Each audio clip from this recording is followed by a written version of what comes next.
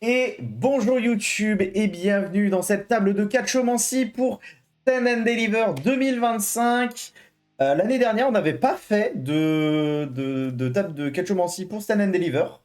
Ouais. Mais cette année, on en fait une parce que il s'est passé des dingueries l'année dernière à Stand and Deliver et qu'on peut juste pas louper ça cette année. Oh non. Donc cette année, en plus, ça va être incroyable. Donc il y a pas mal de choses à dire sur pas mal de matchs. Alors évidemment un peu moins de choses à dire que sur le roster principal parce que on suit un peu moins que le roster principal. Mais il va y avoir de belles dingueries quand même. Déjà, première chose à vous dire, il n'y a qu'un seul match normal sur les 7. Voilà. Donc c'est dire un petit Ouais. peu la carte. Il y a des Fatal 4-Way, il y a des C'est triple ça. menaces, il y a des Il y a des matchs matchs par par équipe. équipe, il y a un ladder match. Donc voilà, donc on va d'ailleurs taper dans le dur.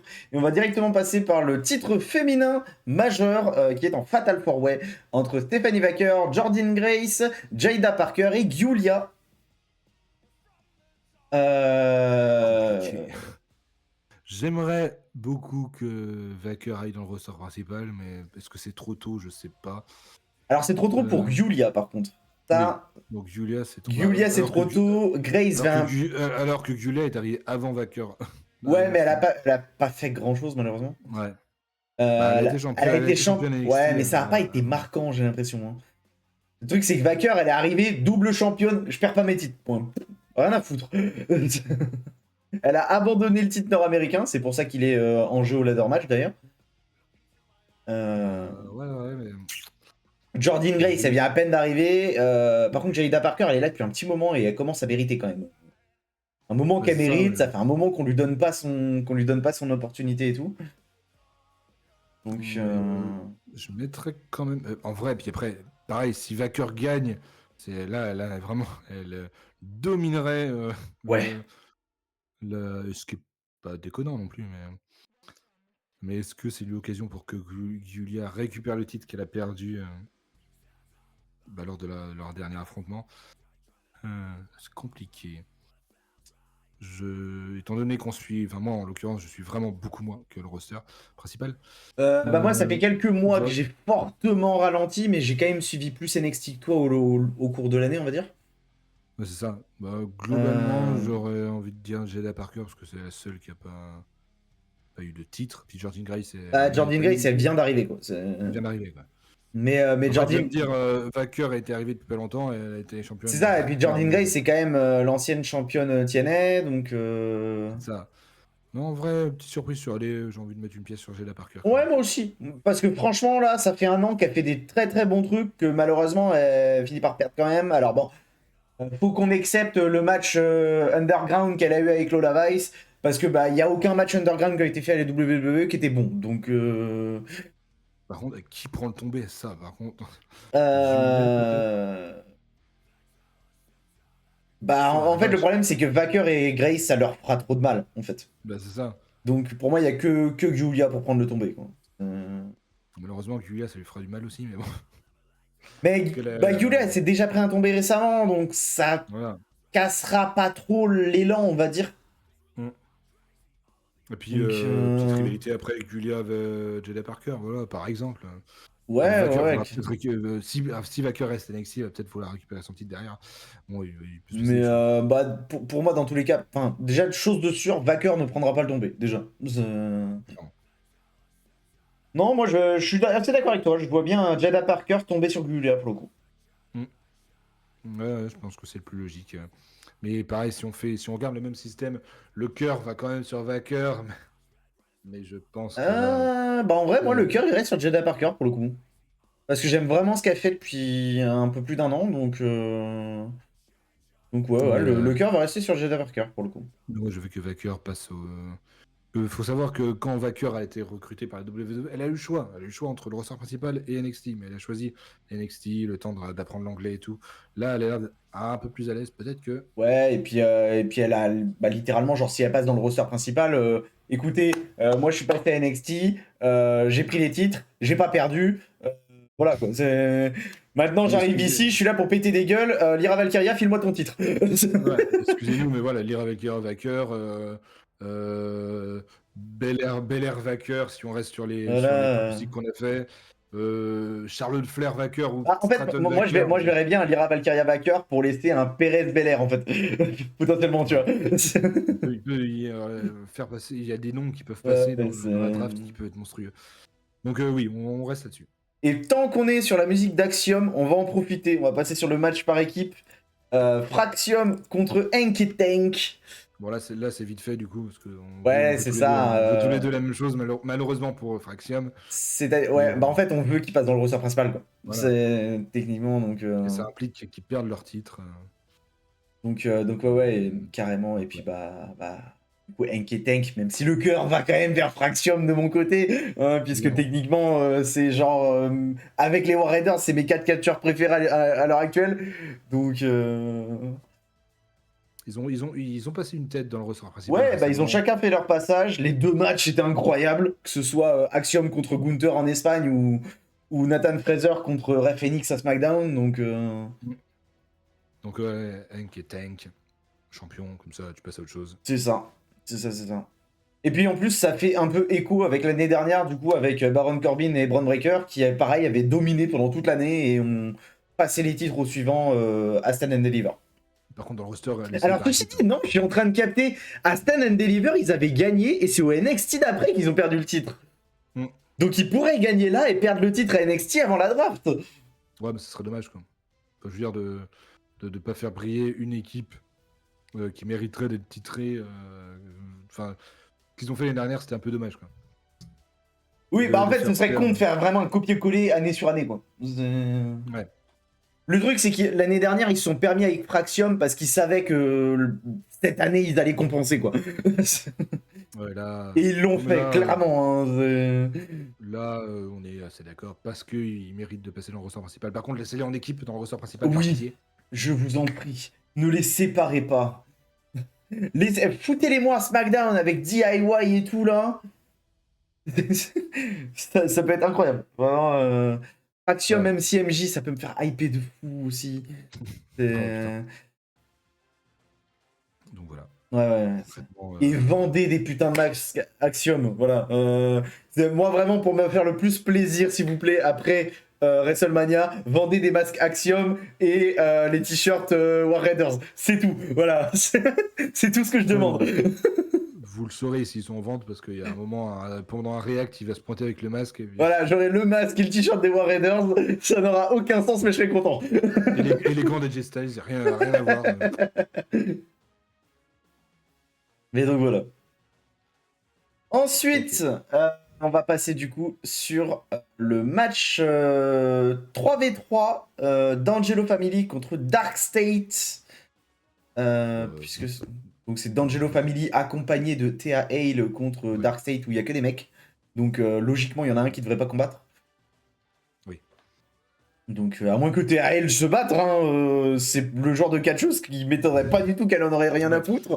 Mais C'est les trois qui sont en face de chaque, évidemment. Et alors là, pour le coup, c'est le match dont j'en ai aucune idée parce que Dark State est arrivé depuis trop récemment et j'ai pas du tout vu ce qu'ils ont fait, quoi.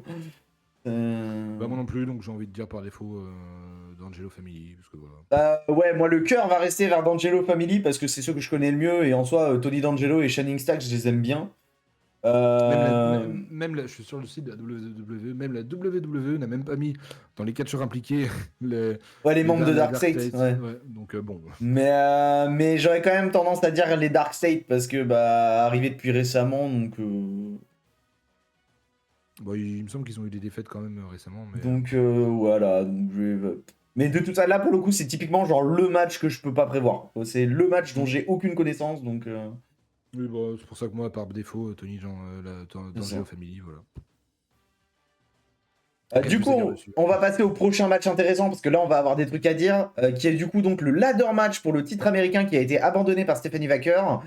Donc de Zarya, Keleni Jordan, Sol Ruka, Lola Weiss, Thea Hale. Oui. Et Easy Dame.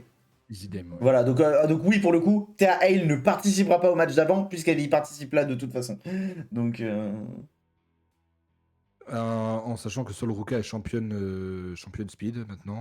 Sol Ruka est championne speed. Kelly Jordan a déjà été championne nord-américaine. Et c'est tout. Mm. C'est tout. Zarya, je la trouve un peu trop forte pour le titre nord-américain, moi je trouve. Bah, c'était la même chose pour Vacker, mais Mais j'aurais le même avis pour Sol Ruka en fait, qui pour moi sont un peu trop hautes par rapport aux autres pour le titre ouais, mais Sol nord-américain. Ruka, étant donné qu'elle est déjà speed, Ouais, je pense voilà. pas qu'il lui fasse gagner 2 titres. Même si le titre speed, elle se Euh, bat pas avec. Mais... Bah en fait, je vais avoir la même remarque que pour Jeddah Parker, mais pour moi, Lola Vice, ça fait un petit moment qu'elle est là, ça fait un petit moment qu'on lui donne pas de titre. Et Mm. ladder match, ça peut être l'occasion pour elle de se démarquer, je pense. C'est ça, moi j'aurais été sur Lola Vice ou Kelly Jordan pour qu'elle récupère son titre. Elle l'a déjà eu, mais voilà. C'est pas Easy déconnant Dame, qu'elle j'y gagne. crois pas du tout, t'es à Hale non plus. Mm. On Ouais, va... en vrai, Lola Vice, ouais. Ouais. Et ouais, je vais peut-être mettre une pièce sur Zarya quand même en second quand même, mais... Ouais. Mais je suis d'accord, bah, dans tous les cas, on est d'accord sur la première qui serait Lola Vice. Voilà. Lola Vice, c'est moi la deuxième Kelly Jordan parce que c'est pas déconnant qu'elle Ouais, ouais. récupère à nouveau son titre. En fait, Zarya, je pense qu'elle va surtout être là pour foutre le bordel parce qu'elle a complètement la Ouais. capacité de porter les échelles et de les dégager avec du monde dessus, tu vois. Oui. Donc Et puis bah, quand tu vois l'illustration, celle qui prend le plus de place quasiment. On a l'impression qu'elle est mise en avant alors que ouais, pas tant ouais. que ça. Mais c'est qu'elle est large. Donc, Épaule, je veux mais dire. ouais, Lola Vice. Et pour le Ouais. coup, typiquement, Lola Vice, Zarya, s'ils font un bon match underground, ça peut être sympa, tu vois. Mais bon, pour ça, faudrait qu'ils arrivent à faire des bons matchs underground, quoi. C'est Jusque-là, c'est ça. pas arrivé, mais. Mm. Mais voilà. Ouais, ouais. Match suivant, le seul match classique de la soirée, qui est du coup donc le match pour le titre nord-américain, Ricky Saints contre Ethan Page. Bah, Ricky Chen, c'est champion depuis pas très longtemps. Donc, Ouais, et puis Ethan Page, il est clairement pas dans une bonne route en ce moment. Donc, moi j'ai envie de, même si le cœur va vers Ethan Page, mais j'ai envie de dire que pour asseoir un peu plus le titre, le règne de ouais, Ricky Chen, et puis jusque-là, ce serait aussi, en fait, c'est surtout que s'ils font pas gagner Ricky Saints, il y aura peut-être aucun maintien de titre pendant la soirée, donc, ouais. donc ça peut être l'occasion de faire maintenir le titre à Ricky aussi. Oui. Ah, parce que tu vas faire changer le titre principal, toi. J'ai dit peut-être, attention.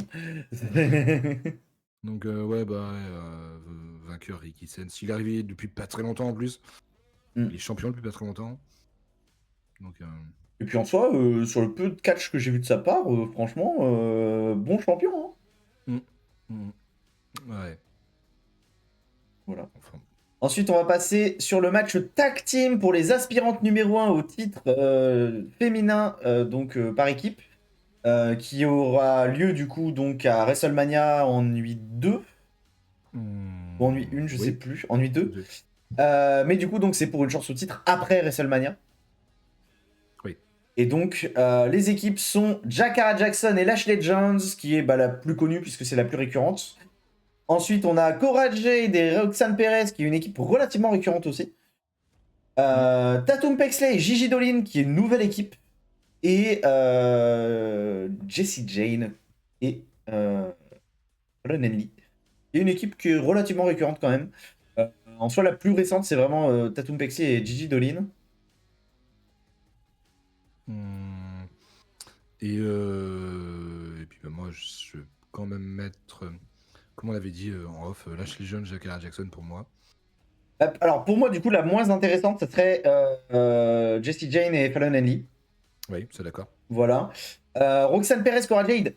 Mon cœur irait très fortement vers ça. Oui, mais Mais le problème, c'est que ça referait gagner des personnes qui risquent de passer assez rapidement dans le ressort principal. Donc, c'est assez dommage. En même temps, je dis ça, mais Lashley Jones et Jakara Jackson, ça risque d'être pareil.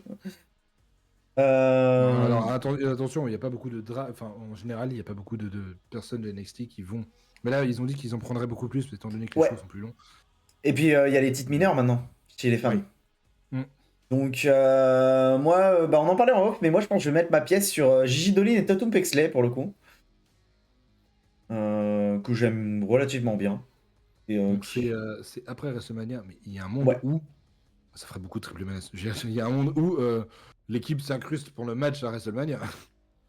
Ouais, Ça, bah, ça se passe avant. y a un monde où ils viennent faire chier, hein, très clairement. Hein, Ça se passe avant Stand and Deliver. Donc, il y a un monde où les gagnants de ce match peuvent ça a potentiellement même lieu la veille, donc ils ont le temps de se reposer avant, tu vois. C'est. la surveille même, parce que c'est vendredi. Non, Stand and Deliver, c'est samedi. Mais c'est à Donc, 10h du matin, quoi. Pour eux, c'est à 10h du matin. oui, c'est ça, c'est 10h du matin.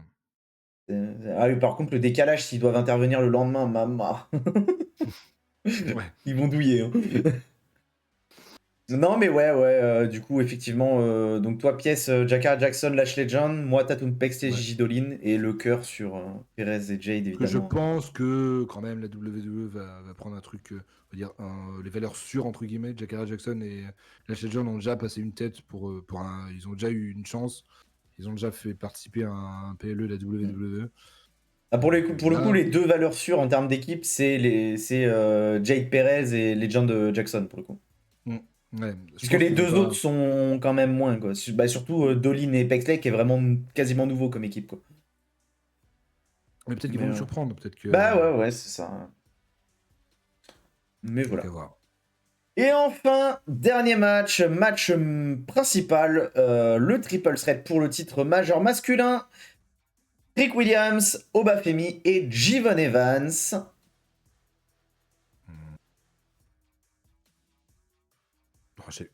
Même si. Enfin, Alors déjà, je pense qu'il y a un truc sur lequel on va être tous les deux d'accord, c'est Patrick Williams qui va gagner le titre.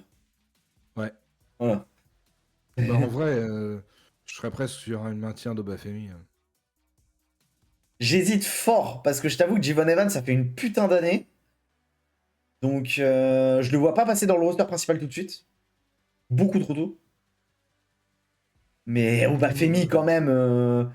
Je reste sur un maintien d'Obafemi. En même temps, ça peut nous mener à une rivalité Obafemi de Jivon Evans si jamais on a un tombé d'Obafemi sur Jivon. Donc, bah, en même temps, si on a un tombé de Jivon Evans sur Obafemi, c'est pareil, hein, on aura la rivalité. Ok. Mais dans tous les cas, pour moi, le tombé sera pas sur Trick Williams. Enfin, il sera pas impliqué ni dans le tombé, ni dans le gain du titre, en fait. Ouais. Il va être là pour alimenter un petit peu le truc, mais pas plus, sans plus, on va dire. Ça reste un excellent catcheur, hein, me faites pas dire autre chose. Hein. Bien au Mais ouais, maintien d'Obafemi, histoire de bien dire que.